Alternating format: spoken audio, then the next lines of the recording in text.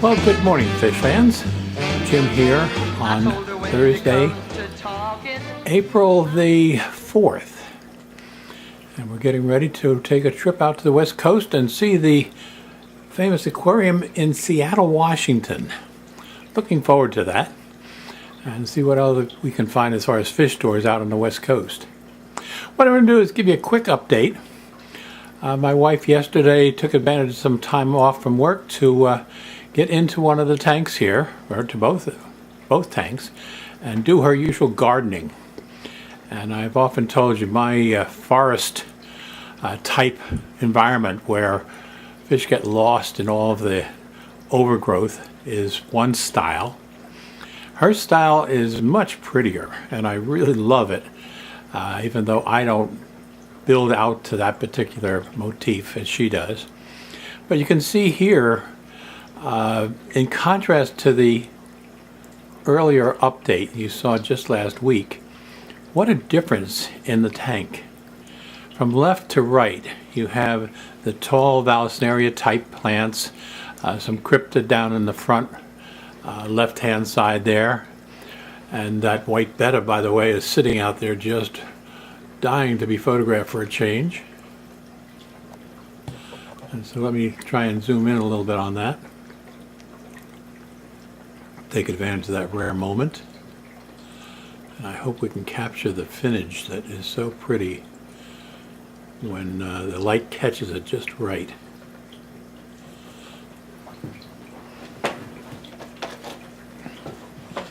And so the colors of green in these various plants,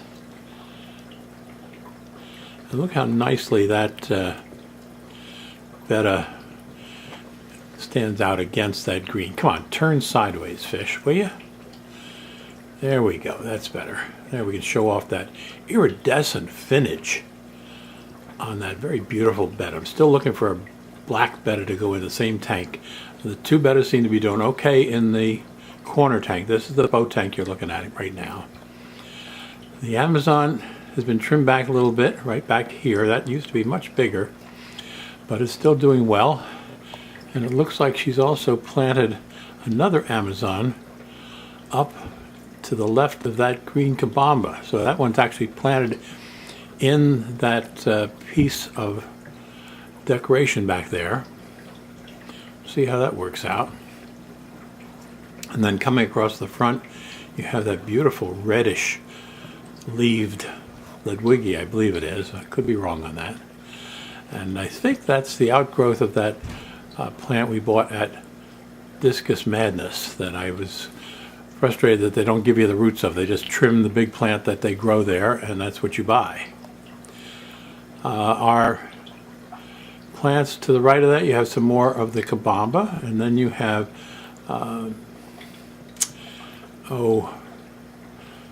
what do you call this one? The ricotta? It's not ricotta cheese. It's another type of plant that I can never remember the name of when I'm trying to talk to you about it. Right behind the big leaves of the Madagascar lace plant. And of course then I'm going to talk to you about the Madagascar lace plant, which is even after she took off a couple leaves. And look at that red-tailed shark doing so beautifully against that coloration, huh? He is really maturing nicely. And I love the jet black, as my wife calls it, a velvet black. But anyway, here's the Madagascar lace plant. It's so beautiful with its lace leaves that when you get in close to it, you can actually see right through the leaves. And it's called the Queen of Aquarium Plants, and I certainly would agree with that. Down below, we have the four clown loaches doing very well, mixing in with the red of a school of red blackwag platies. And then just to the right, where that algae eater is working off one of the leaves, is that dwarf lily plant that has come back from just a bulb that I didn't bother throwing out but kept in the sand or gravel, and it's growing out nicely. Very pleased with that. Then off to the right there's another val type plant, very thin leaved plant, and then lo and behold behind that we've got a couple other plants, and I'll try and come around from the side of the tank and give you a better view of that. The sad news is the angels just are still not doing well here. I've lost actually 5 small angels. We have 2 left here. And I don't know what the problem is. I've been testing the water and balancing it out and stuff of that nature, but without much success. So I'm not going to waste any more money on angels for a while, and we'll see what we can do. The other 2 fish that are doing very well here, off to the left, hope we can capture this one for you, and that is the rams. There's 2 rams in here that I think are just gorgeous. And that's one of them, obviously. And the other one's off to the back here someplace. I just saw it before. The blue gouramis continue to do well here. We've got a large school of those. And basically, we have a very pretty garden of very healthy plants. And I've been trimming some of those back as the leaves tend to fade and giving the nourishment to the main plant. Let's take a look from the side, see something else. Now, just coming around the end here of the bow tank, you see what I've done with that Amazon sword that has grown out so nicely in the Betta tank that it's filled up that whole side. Now, like I said, my sister's tank is all Amazon sword. Once Amazon sword fills a 10-gallon tank to the point where the fish are hidden all the time. They just come in and out of the leaves so beautifully. But this is that Amazon sword, and I've tried to give it a nice space here under the light so it'll get plenty of light. And behind that you have some other plants that just don't have enough space in the tank to display everything. And so trying to give you some view of that, you can sort of see, and I'm maneuvering the camera a little bit. Hidden behind the Madagascar lace and this now Amazon is some nice, interesting foliage that's getting lost. But, like I said, you can only have so much space. Sometimes it's more interesting looking down on some of these plants. So let me give you a slightly different angle. That's a crypt plant, I believe, down there in front of that ram, behind the ram rather. And there's that red-tailed shark that's doing so well.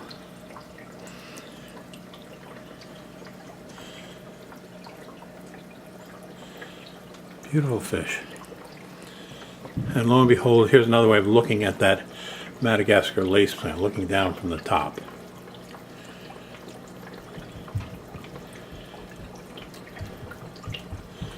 So very interesting. What a fun hobby, huh? And there's that dwarf lily. We get a better picture of the leaves, how well they're doing against that Madagascar lace plant. The tan versus the dark green. And like I said, I've been very fortunate that the algae here has been kept under control, especially by those 2 algae eaters. And so it's going to be interesting as we leave for vacation to Seattle for 5 days. Got somebody coming in, dropping in frozen cubes of dry food to control how much they put into these tanks so they don't overfeed. Something Pam designed a long time ago. We went on a vacation one time and she took the food, put it into the ice cube trays. And so the person doing it just put the ice cubes, 1 or 2 per tank each day, and that way they couldn't possibly overfeed. All right, anyway, that's sort of an update. The red kabamba here, certainly very pretty, huh? Against the other green kabamba, doing well. And like I said, there's that Amazon sword with the roots exposed, just hanging in there on that fixture. We'll see how that does. Enough fertilizer in the water that it should do okay, even though it's not planted, I would expect. So with that, here's that corner tank, and as quickly after she got busy vacuuming the gravel and so forth, and the water was obviously cloudy. It cleared up on the boat tank, and yet it's a little bit cloudy here in this particular water. But you'll see how different her style is in terms of planting, in the sense it gives that space out in front where you can see things. And right now the fish are gathered around some algae tabs that I threw in there earlier, so we've got quite a conglomeration right here, including waiting for the springtime to let that beautiful goldfish go out to my sister's pond. But meanwhile, it's doing well here. And the other thing that you'll notice here is the loaches. We got two yo-yo loaches. I was trying to think of the word, the type of loach they are. And Pam has been a loach fan for many years, and we saw them down at the Blackwood Aquarium store. And I said, go ahead, get them both. They had two of them there, and they are surviving nicely. The Amazon sword plants are doing well here. Did a switch just recently, which you saw from the side view of the boat tank, of an Amazon sword that was in that small Betta tank. And Pam yesterday, when she was looking at it, said it's getting kind of big for that tank. So this morning I moved it out and replaced it with a smaller Amazon sword. And I hope that that sword grows out like my sister's swords do. She has a small tank, and I'm telling you, it's so fascinating to go sit down in her house and just sit in the living room and look at this small tank, which is, I don't know whether it's a 5 or 10 gallon, probably a 10 gallon. But basically, it's all one big Amazon plant. Must have 30 or 40 leaves, and it occupies the entire tank. The other thing you'll see here, by the way, just as long as we've got it here, is the right in front of the Amazon is that red Betta that we took out of the Betta tank and moved over here. And so this tank has the two Bettas, the red one here, and then there's a equally deep blue one that tends to stay on the other side of the tank. They haven't bothered each other. There's that very colorful tricolored shark. But let me see if I can show you the other one. Up here in the far corner, you can see the finnage a little bit.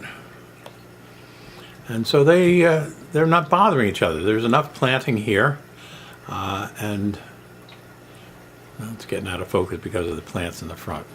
We'll see if it comes out forward. There's a little bit better. So it's a beautiful contrast between the red and this blue one. And again, the planting here, my favorite ones here would be the corkscrew val, which have a little grove, if I would call it that, a grove of plants, if heavy planting. And I'll show you in the Betta tank in just a minute what developed from that little spiral one in the front. I freed up that small Amazon sword right in the front here, okay? It was tight against the medium one, which is right here to the right. And then we have the big one in the background, which now is showing off its leaves very beautifully. And those flowers, as I call them, on the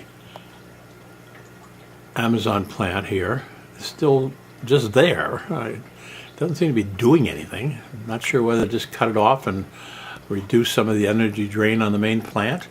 And again, there's two of them. There's one, and the other one, I don't know if we're going to see it. There it is, right behind the Betta. Okay, so that one has actually been out of the water for a while.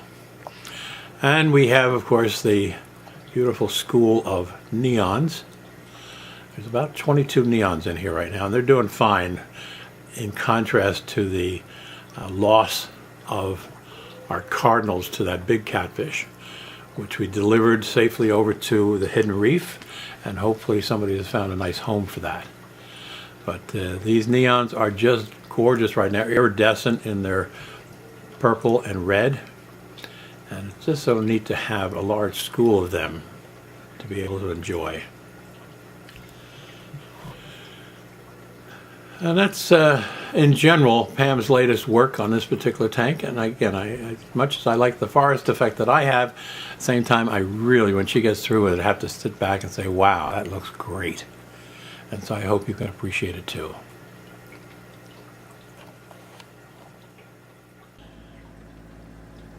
Okay, and in a Betta tank here, the left-hand side was where we had that large Amazon that went right to the top of the water. And I've replaced it with the smaller one from the bow tank.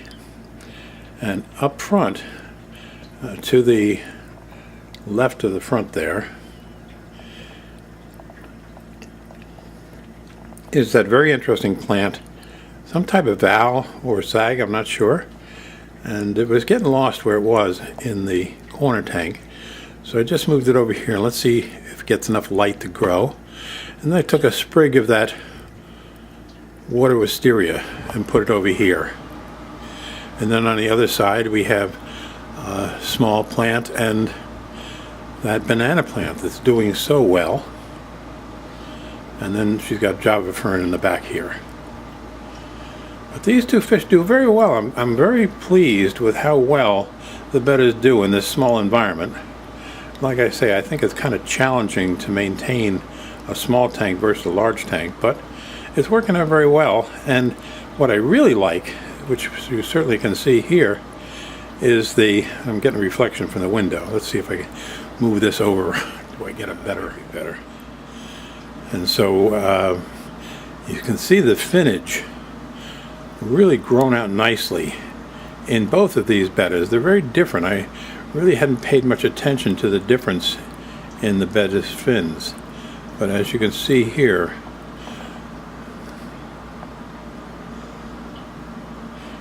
the roundness of the fins, or crown betta, I guess they're called, huh? Look at that. Oh, thank you.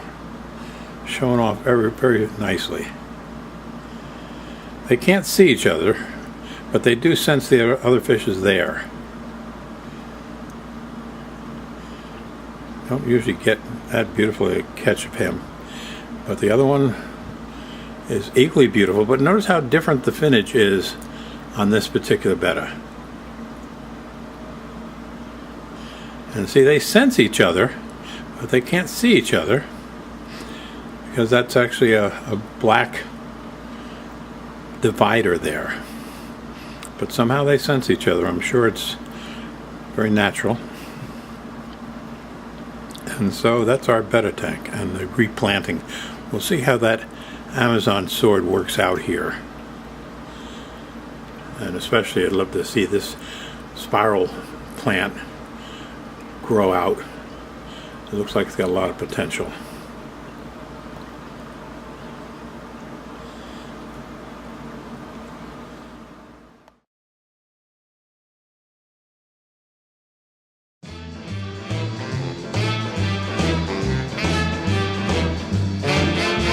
I told her when it comes to talking, I'm the